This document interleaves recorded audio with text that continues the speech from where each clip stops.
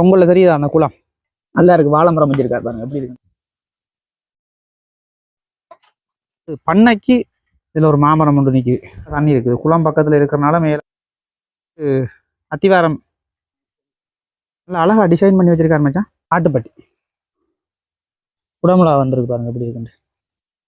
நீங்க என்னென்ன நினைக்கிறீங்களோ அதெல்லாம் வந்து சூப்பரான இடம். ஒரு புளியை பிச்சு சாப்பிட்டுப்பா. கிளிநொச்சி கந்தன்குளம். எண்ணினிய சொந்தங்கள் அனைவருக்குமே அன்பான வணக்கம். கிளிநொச்சி செல்வாநகர் பகுதியில் வந்து பார்த்தீங்கன்னு சொன்னால் ஒரு 1.5 ஏக்கர் காணி வந்து விற்பனைக்காக வந்திருக்குது.